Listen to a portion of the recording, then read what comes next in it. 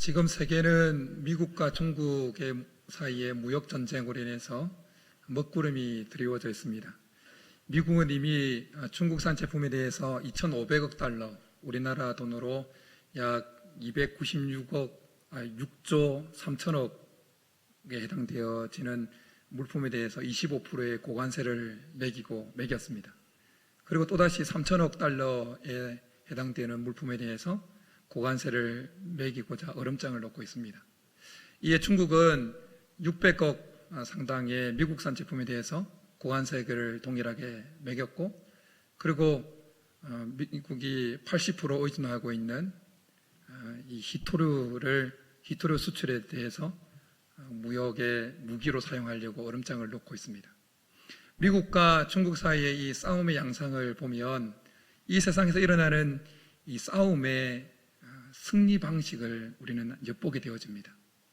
세상의 싸움의 양식, 승리의 방식은 뭡니까? 자기가 가지고 있는 힘으로 자기의 뜻과 고집을 관철시키는 것입니다. 그래서 자기의 뜻과 고집이 관철되어지면 승리했다고 봅니다.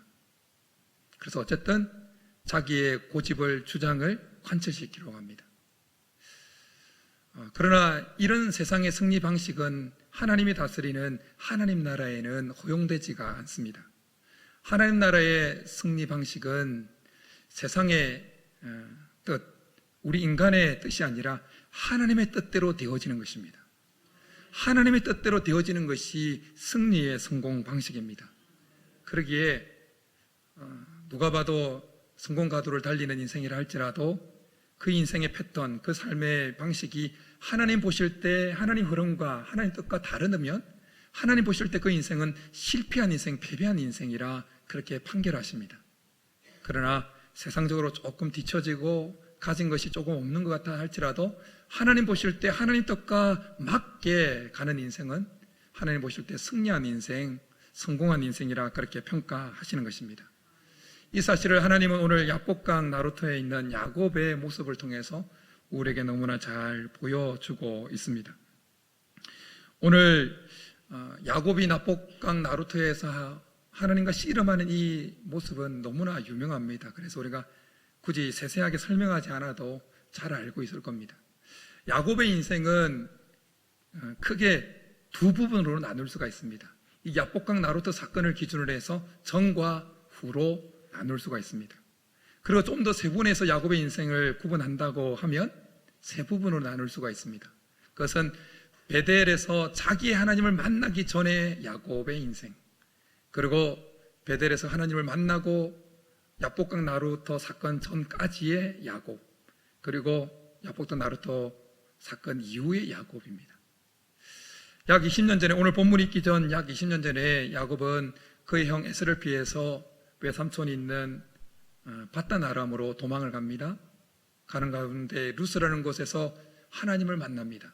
그래서 그곳 이름을 베델이라 이름을 붙입니다. 야곱은 베델에서 자기가 지금까지 한 번도 만나보지 못했던 자기의 하나님을 만납니다. 지금까지 하나님은 아버지 이삭의 하나님, 할아버지 아브라함의 하나님이셨습니다. 그러나 베델에서 야곱은 자기의 하나님, 자기를 돌보고 자기의 관심 있는 자기의 하나님을 만납니다. 그러나 야곱이 베델에서 자기의 하나님을 만났음에도 불구하고 야곱은 여전히 오늘 이 야복강 나루터 사건이 있기 전까지 언제나 그의 삶의 주인은 하나님이 아니라 야곱 자신이었습니다. 오늘 본문에 보면 하나님이 야곱에게 적으로 싸움을 걸어오십니다. 야곱은 이때까지 살아오면서 하나님이 자기의 적이 될 수 있다, 자기에게 싸움을 걸어오는 하나님이 될 수 있다는 생각을 한 번도 해보지 못했습니다. 야곱에게는 에스라고 하는 적이 있었습니다. 외삼촌 라반이라고 하는 적이 있었습니다. 그러나 야곱에게 있어서 하나님은 언제나 자상하고 너그럽고 은혜를 베푸는 좀 뭔가 야들야들한 분으로 여겨졌습니다.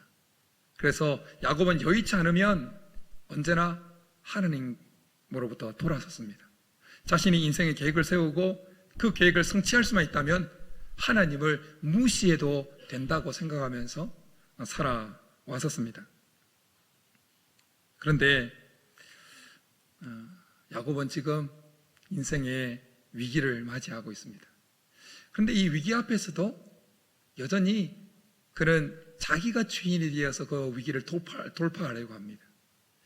이 전체를 한번 보면 32장 전체를 한번 보면 야곱이 형 에서가 400명을 이끌고 온다는 소식을 듣고 예물을 세 무리로 나누어서 보냅니다. 그리고 그 예물 사이에는 무리 사이에는 일정한 간격을 둡니다. 그 간격을 두었던 야곱의 속마음이 우리가 읽지는 않았지만 20절에 이렇게 등장합니다. 내가 내 앞에 있는 예물로 형의 감정을 푼 후에 대면하면 형이 혹시 나를 받아주리라. 야곱은 화해의 영이신 하나님을 신뢰하기보다는 자기가 생각한 방식대로 그 모든 상황들을 이겨내려고 하고 있습니다. 야곱은 항상 그랬습니다.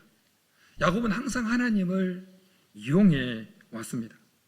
그래서 야곱은 자기가 원하는 대로 지금까지 잘해온 것처럼 그렇게 생각했습니다.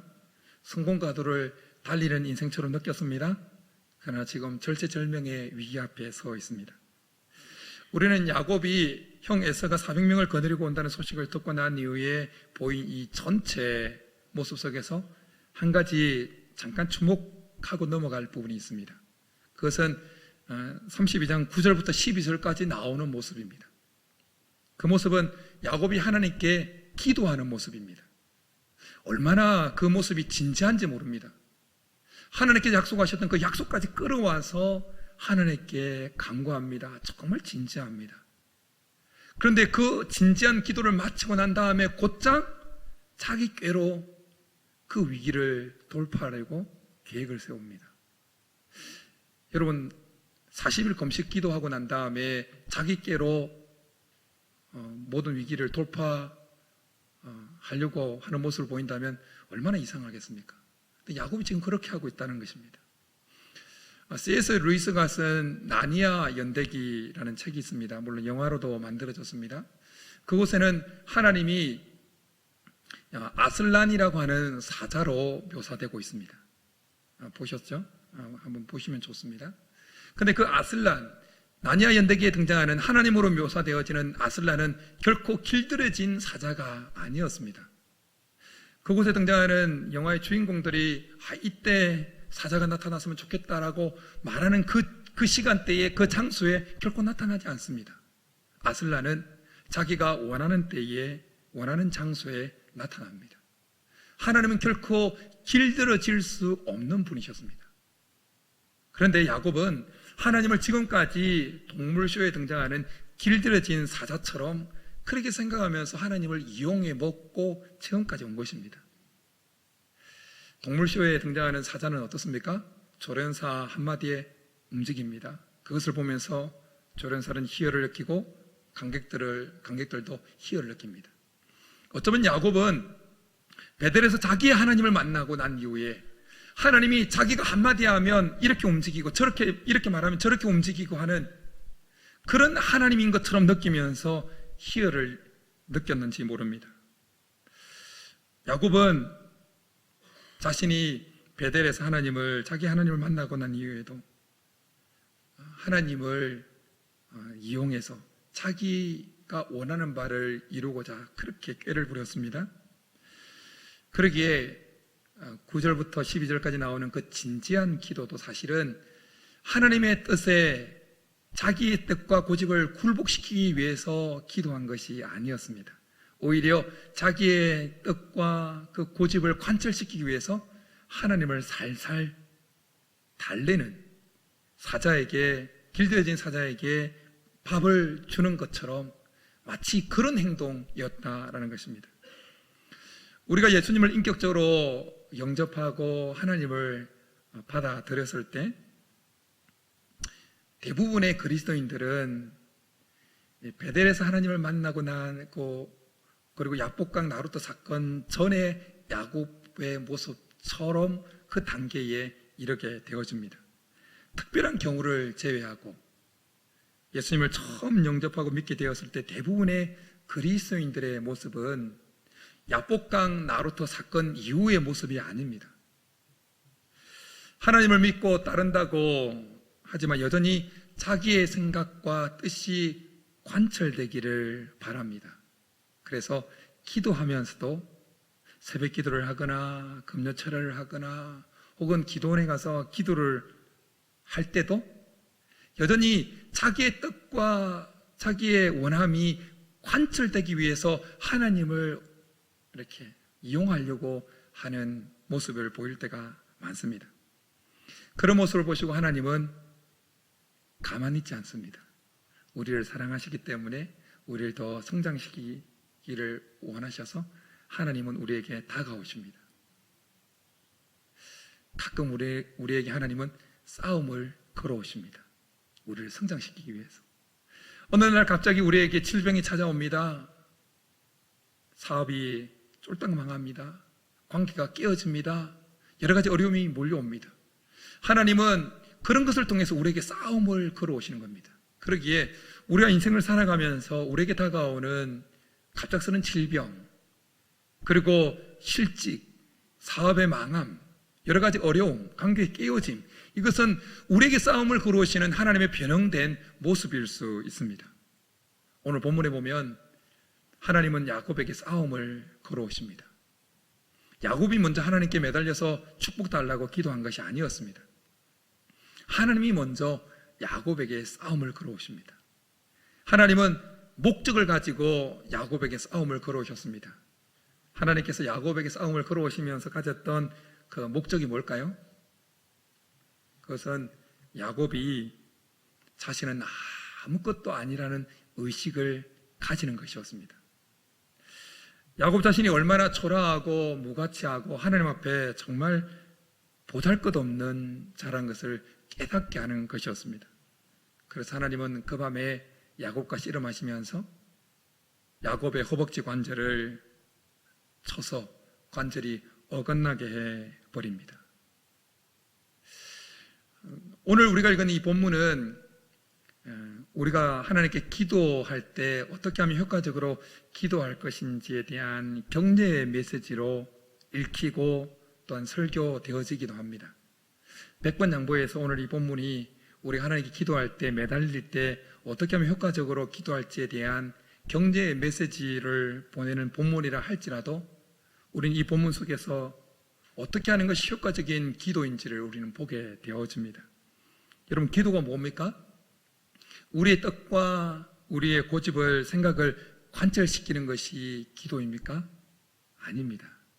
하나님의 뜻과 하나님의 생각이 우리의 삶에 관철되게 하는 것이 기도입니다. 기도 시간은 우리가 하나님의 허벅지 관절을 치는 시간이 아니라 하나님이 우리의 허벅지 관절을 치는 시간입니다.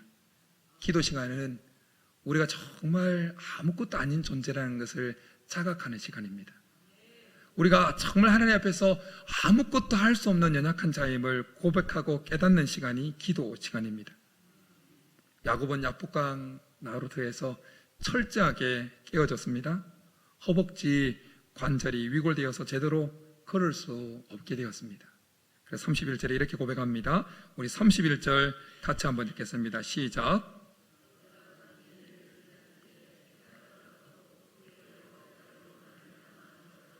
그의 허벅지 다리로 말미암아 절었다 표현합니다. 전쟁에서 패배하고 뭔가 큰 상처를 입어서 쩔뚝쩔뚝거릴 수밖에 없는 패전병의 모습입니다.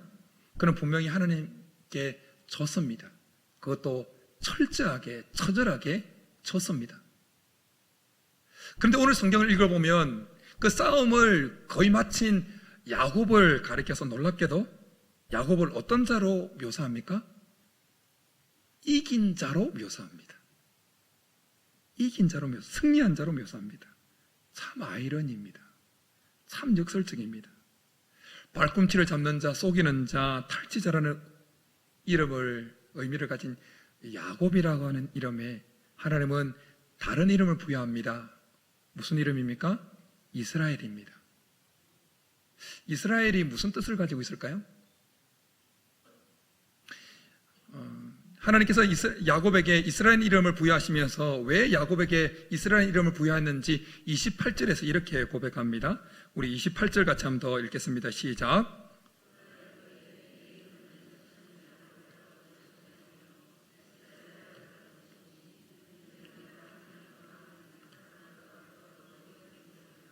이는 내가 하나님과 및 사람들과 겨루어 이겼습니다. 그래서 언뜻 보기에 이스라엘이라고 하는 이름 속에는 야곱이 하나님과 사람들과 겨루어서 이긴 자라는 뜻을 가지고 있는 것처럼 보입니다. 그러나 그것이 아닙니다. 사실은 정반대입니다. 이스라엘 히브리어에서 엘이라고 하는 단어는 하나님이라는 의미입니다. 하나님. 그런데 히브리어 어법에 보면 엘이라고 하는 이 하나님이라고 하는 이 단어와 그리고 다른 단어가 결합해서 어떤 한 단어가 생성되어지면 그 단어에서 엘은 하나님은 언제나 주어가 됩니다. 주어. 그래서 다니엘이라고 할 때 그 의미는 하나님이 심판하신다라는 뜻입니다. 그리고 가버리엘이라고 할 때 하나님이 나의 힘이시다라는 의미입니다. 그러기에 이스라엘은 이런 뜻입니다. 하나님이 이기신다. 하나님이 다스리신다. 하나님이 명령하신다라는 뜻입니다. 여러분 정말 역설적이지 않습니까? 하나님은 야곱이 하나님과 사람과 겨루어 이겼기 때문에 이스라엘이라는 이름을 줬습니다. 그런데 이스라엘이라는 이름은 하나님이 이기신다. 하나님이 다스리신다. 하나님이 명령하신다라는 뜻입니다. 무엇을 의미하는 것일까요? 야곱이 정말 이기는 삶, 승리하는 삶, 이스라엘다운 삶이 되기 위해서는 하나님께 항상 져야 한다라는 것입니다. 항상 야곱이 하나님께 이겨야 된다는 것입니다. 야곱의 생각이 이기는 것이 아니라 하나님의 생각이 야곱에게서 이겨야 야곱은 이스라엘이 될 수 있다라는 것입니다.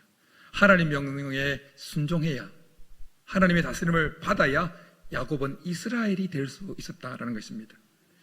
이것이 영적 이스라엘로 불리는 우리 그리스도인들이 역설적인 승리를 누리는 비결입니다. 하나님의 생각이 우리 생각을 항상 이겨야 우리가 영적 이스라엘이 될 수 있습니다. 하나님의 고집이 우리의 고집을 항상 꺾어 놓아야, 우리 고집이 하나님의 고집에 꺾임을 받아야 우리가 진정한 그리스도인이 될 수가 있습니다. 꺾일 수 있기를 간절히 축복합니다. 바울은 고린도 후서 6장에서 자기가 경험한 역설적인 승리의 단면을 이렇게 고백하고 있습니다. 우리는 속이는 자 같으나 참되고 무명한 자 같으나 유명한 자요, 죽은 자 같으나 보라 우리가 살아있고 징계를 받는 자 같으나 죽임을 당하지 아니하고 근심하는 자 같으나 항상 기뻐하고 가난한 자 같으나 많은 사람을 부유하게 하고 아무것도 없는 자 같으나 모든 것을 가진 자로다. 우리의 고백이 될 수 있기를 간절히 축복합니다. 바울의 모습은 세상 사람들이 보기에 속이는 자 같고 무명한 자 같고 죽은 자 같고 징계를 받는 자 같고 근심하는 자 같고 가난한 자 같고 아무것도 가지지 않은 자처럼 보였습니다. 한마디로 루저처럼 보였습니다. 그러나 사실 바울의 삶은 항상 하나님께 지고 있는 삶이었습니다. 하나님께 항상 순복당하는 삶이었습니다. 하나님께 다스림을 당하는 삶이었습니다. 그래서 바울은 그런 역설적인 승리를 노래하는 인생이 될 수 있었던 것이었습니다. 사랑하는 여러분, 꽃이 떨어져야 열매가 맺힙니다. 자연의 이치입니다. 꽃이 떨어져야 열매가 맺힙니다. 꽃이 계속 피어있는 동안에는 결코 열매가 맺히지 않습니다.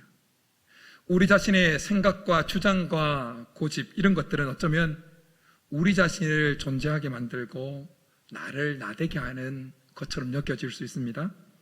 마치 이런 것들은 꽃처럼 계속 간직하고 고수해야 다른 사람들이 우리를 주목할 수 있는 것 같고 다른 사람이 우리를 무시할 수 없게 만드는 것처럼 여겨지기도 합니다. 사람들 속에는 이런 것들이 다 떨어지고 다 사라지면 주목받지 못하고 무시당할 수 있다는 두려움을 가지고 있습니다. 그러나 여러분, 꽃이 떨어져야, 우리 인생의 꽃이 떨어져야, 우리의 고집과 주장, 뜻의 꽃이 떨어져야 그곳에 하나님께서 맺어주고 싶어 하시는 열매가 맺히는 것입니다. 새벽 기도 시간에 살펴보고 있는 열왕기하 5장에 보면 아람의 군대 장관 나아만이 등장합니다. 나병이 걸려 있었습니다. 이스라엘에게서 잡아온 계집종 소녀로부터 이 나병을 고칠 수 있는 하나님의 사람이 이스라엘에 있다는 사실을 알게 됩니다. 그래서 아람 왕의 공문을 받고 귀한 예물을 가지고 엘리사 집 앞에 도착합니다. 그런데 엘리사가 문도 얼굴도 내미지 않고 사환을 시켜서 이렇게 명령을 내립니다. 너는 가서 요단강에 몸을 7번 씻으라. 내 살이 회복되어 깨끗하리라. 나아만이 이 소리를 듣고 분노합니다. 그러면서 이렇게 말합니다. 내 생각에는 그가 내게로 나와서서 그의 하나님 여호와의 이름을 부르고 그의 손을 그 부위 위에 흔들어 나병을 고칠까 하였도다. 그러고는 아람으로 막 돌아가려고 합니다. 그때 강권하는 신하들의 강권에 자기의 생각을 내려놓습니다. 자기의 생각을 꽃을 떨어뜨립니다. 그리고 요단강에 들어가서 몸을 7번 담굽니다. 그러자 어떻게 됩니까? 그의 살이 어린아이의 살과 같이 회복되어집니다. 나아만이 자신의 고집과 뜻의 꽃을 떨어뜨리자 하나님이 나아만에게 맺혀주고 싶어 하시는 그 열매가 맺혔던 것입니다. 세상은 자기 주장을 논리적으로 주장하는 사람들을 뭔가 있어 보이는 사람으로 그렇게 여깁니다. 자기가 옳다고 여기는 것들을 위해서 자기 생명을 바치는 그 사람에게 열사라는 호칭을 붙이기도 합니다. 뭔가 있어 보이는 사람으로 추앙합니다. 그런데 예수님께서 누가복음 15장에서 말씀하신 탕자의 비유를 잘 보십시오. 아버지가 죽기 전에 자기에게 돌아올 그 가산을 먼저 땡겨서 자기가 하고 싶은 대로 그렇게 나아가서 허랑방탕하게 살았던 그 막내 아들을 잘 보십시오. 자기가 하고 싶은 대로 다 했습니다. 자기가 누리고 싶은 거 다 누려보았습니다. 그런데 그의 인생이 어떻게 됩니까? 승리한 인생이 됩니까? 아니요. 비참해집니다. 패배한 인생이 됩니다. 그런데 돼지가 먹을 지엄 열매도 먹을 수 없게 되어졌을 때 그런 그의 생각의 꽃을 떨어뜨려 버립니다. 자기의 고집을 다 꺾어버립니다. 그리고 아버지 집을 생각하면서 아버지의 뜻을 생각합니다. 그리고 집으로 돌아옵니다. 그때 어떻게 됩니까? 루저라가 손가락질 받습니까? 아닙니다. 회복되어집니다. 자기가 하고 싶은 대로 할 때는 비참한 인생, 패배한 인생이 되었지만 그러나 아버지의 집을 생각하며 아버지의 뜻에 굴복하고 아버지의 뜻이 이길 때 그는 다시금 아들로 회복되어집니다. 구약 성경에 등장하는 사울 왕과 다윗 왕은 항상 여러 면에서 대비가 되어집니다. 사울의 인생은 자기가 하고 싶은 대로 하고 살았던 인생입니다. 반면에 다윗의 인생은 하고 싶은 것들을 못하고 산 인생입니다.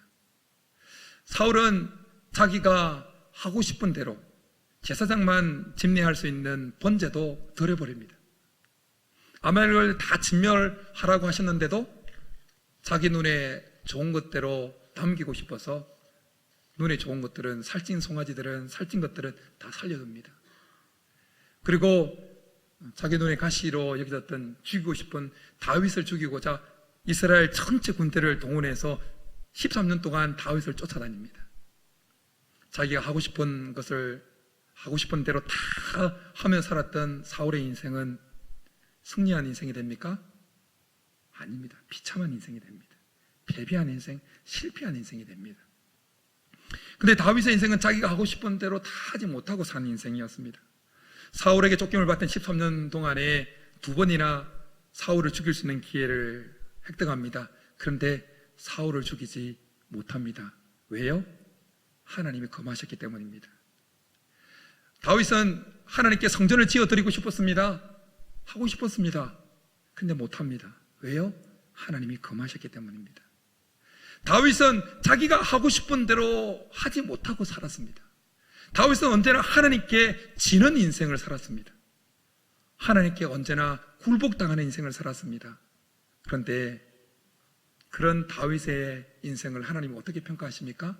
사도행전에 이렇게 평가합니다. 이새의 아들 다윗을 만나니 내 마음에 맞는 사람이라 내 뜻을 다 이루리라. 하나님께 항상 지는 인생이었는데 역설적이게도 다윗은 승리하는 인생을 산 인생이 된 것입니다. 이 세상에서 가장 역설적인 승리를 경험하고 보여주셨던 분이 한 분 계십니다. 누굴까요? 예수 그리스도입니다. 우리 예수님이십니다. 예수님께서 십자가에 죽으실 때, 십자가에 못 박혀 죽었을 때 사단이 승리한 것처럼 보였습니다. 로마 제국이 승리하는 것처럼 보였습니다. 로마 제국이 하나님 나라보다 더 강한 것처럼 보였습니다. 그러나 예수님의 십자가 죽음은 패배가 아니었습니다. 하나님이 이기셨기 때문에 죽은 죽음이 바로 예수님의 십자가 죽음이었습니다. 예수님이 철저하게 하나님 뜻에 졌기 때문에, 굴복했기 때문에, 다스림을 받았기 때문에 실행에 옮겨진 것이 바로 십자가 죽음이었습니다. 그렇기에 예수님의 십자가 죽음은 승리의 전초전이었습니다. 그래서 결국 죽은 지 3일 만에 부활하심으로 예수님의 십자가 죽음이 얼마나 역설적인 승리였는지 보여주셨습니다.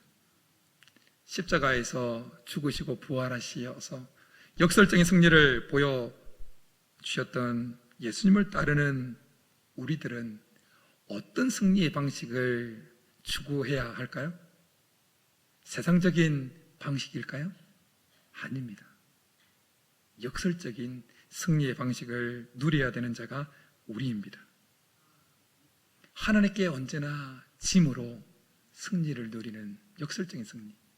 하나님께 언제나 굴복당하면서 우리의 고집과 우리의 생각과 우리의 주장이 언제나 하나님의 말씀 앞에 굴복당하면서 지면서 누리는 승리. 그것이 우리 그리스도인들이 누려야 될 승리의 방식입니다. 예수님을 따르는 우리들에게 예수님께서 주신 그 메시지는 언제나 역설적이었습니다. 역설적이었습니다. 왜냐하면 예수님을 따르는 우리들이 누려야 될 승리가 세상적인 방식의 승리가 아니라 역설적인 승리라는 사실을 예수님은 너무나 잘 아셨기 때문입니다. 그래서 예수님께서 말씀하신 산상수훈을 잘 보십시오. 악한 자가 오른밤을 때리거든 왼밤을 대어주라고 그럽니다. 억지로 오리를 가게 하면 십리를 가라고 말합니다. 그리고 재판을 해서 고발을 해서 속옷까지 가지고자 하면 겉옷까지 내어주라고 말씀합니다. 예수님을 따라오고자 하는 자에게 아무든지 나를 따라오거든 자기를 부인하고 자기 십자가를 지고 나를 따를 것이니라 그렇게 말씀합니다. 예수님에게 하나님에게 져서 하나님의 뜻대로 살 때 우리에게 진정한 승리가 있습니다. 하나님에게 지는 것이 아닙니다. 승리하는 것입니다. 눈물의 선지자로 알려진 예레미야가 한때 이런 고백을 했습니다. 여호와여 주께서 나를 권유하심으로 내가 그 권유를 받아 싸우며 주께서 나보다 강하사 이기셨으므로 내가 조롱거리가 되니 사람마다 종일토록 나를 조롱하나이다. 그래서 예레미야의 인생이 패배한 인생, 루저 인생, 실패한 인생이 되었습니까? 아닙니다. 예레미야는 곧 이어서 이렇게 고백합니다. 그러하오나 여호와는 두려운 용사 같으시며 나와 함께 하심으로 나를 박해하는 자들이 넘어지고 이기지 못할 것이오며 그들은 지혜롭게 행하지 못함으로 그 치욕을 당하오리니 그 치욕은 길이 잊지 못할 것이니이다. 역설적인 승리를 노래하고 있는 것입니다. 세상에서는 자수성가한 사람을 대단하게 쳐줍니다. 귀하지요. 그런데 하나님의 시각에서 볼 때 자수성가했다고 말하는 사람만큼 패배한 인생, 실패한 인생은 없습니다. 그건 세상에서 통하는 방식입니다. 하나님이 축복하셔야만 내가 성공할 수 있다. 하나님이 축복하지 않으면 내 인생은 필패할 수밖에 없고 패배할 수밖에 없다고 고백하면서 끊임없이 나아가는 인생이야말로 하나님께 축복받은 인생이 되어지는 것입니다. 사랑하는 여러분, 하나님의 뜻 앞에 우리 자신의 생각의 관절이 완전히 위골되어야 승리하는 그리스도인이 될 수 있습니다. 우리의 고집의 관절이 완전히 위골되어야 우리는 승리할 수 있습니다. 하나님의 우리의 생각과 고집의 관절이 완전히 어스러져서 제가 지금 목이 완전히 나가서 고함 지르고 싶어도 고함 지를 수 없게 되는 것처럼 우리의 생각과 고집의 관절이 완전히 어그러져서 힘을 완전히 쓸 수 없을 때, 그대로 할 수 없을 때 하나님은 그때 우리에게 역설적인 승리의 열매를 맺히게 하시는 것입니다. 마치 꽃이 떨어질 때 그곳에 열매가 맺히는 것처럼 말입니다. 바라기는 여기 있는 우리 모두가 항상 하나님께 지는 인생이기를 축복합니다. 우리의 고집과 우리의 주장이, 우리의 뜻이 항상 하나님께 굴복당하는 인생이기를 축복합니다. 그래서 언제나 역설적인 승리의 열매를 맛보는 믿음의 종들 다 될 수 있기를 주님으로 축복합니다. 이 시간 우리 말씀 생각하면서 오늘은 찬송가 찬양하면서 고백하며 나가겠습니다. 찬송가 549장 내 주여 뜻대로 행하시옵소서.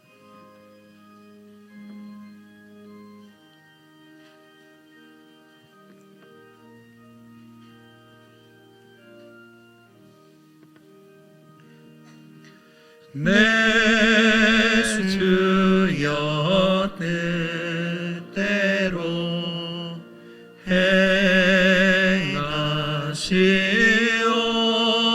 행하시옵소서. 온 몸과 영혼을 다 주께 드리니 이 세상 고락한 주 인도하시고 널 주관하셔서 뜻대로 하소서.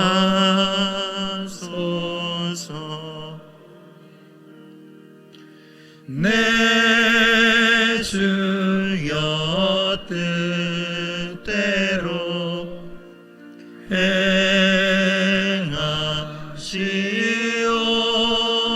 행하시옵소서.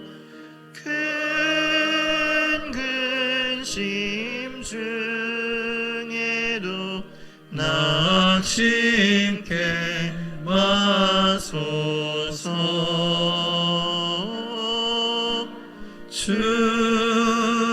주님도 때로는 울기도 하셨네. 날 주관하셔서 뜻대로 하소서. 내 주여 뜻대로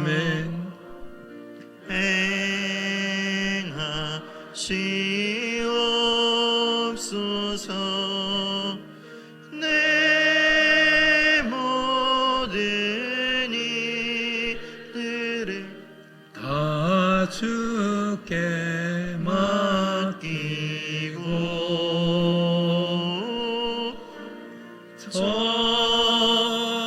저천성 향하여 고요히 가리니 살든지 죽든지 뜻대로 하소서. 우리 한번 기도하겠습니다. 우리 말씀 생각하면서 우리의 고집대로, 우리의 뜻대로 모든 것을 관철시려고 몸부림치는 자가 아니라 언제나 하나님께 지는 인생이 되도록, 하나님 뜻에 언제나 지는 인생, 내 생각과 내 고집의 관절이 완전히 어스러져서 더 이상 어떻게 해볼 수 없게 살든지 죽든지 주의 뜻대로 행하시옵소서. 내 주여 뜻대로 행하시옵소서. 두 손 들고 날마다 나아갈 수 있는, 그래서 꽃이 떨어져서 그곳에 역설적인 승리의 열매가 맺히는 것을 경험하는 믿음의 종들 되게 도와달라고 우리 말씀 생각하면서 주여 부르 기도하며 나가겠습니다. 주여, 살아계신 하나님 아버지, 우리의 생각에 관절이 완전히 위골되게 도와주십시오. 우리의 고집에 관절이 완전히 위골되어서 어스러지게 도와주십시오. 그래서 힘을 쓸 수 없고 내가 가고 싶은 대로 가지 못하는, 절룩거릴 수밖에 없는, 내가 원하는 대로 속력을 내지 못하고 언제나 하나님께 지는, 그래서 내 주여 뜻대로 행하시옵소서. 살든지 죽든지 뜻대로 행하시옵소서. 두 손 들고 날마다 항복을 선언하며 주께로 나아가는 믿음의 종들 되게 도와주옵소서. 그래서 꽃이 떨어질 때에 그곳에 열매가 맺히듯 언제나 주님께 짐으로, 언제나 고집이 꺾여짐으로, 굴복당함으로 역설적인 승리의 열매를 맺게 하시는 하나님의 손길을 경험하는 믿음의 종들 다 되게 도와주옵소서.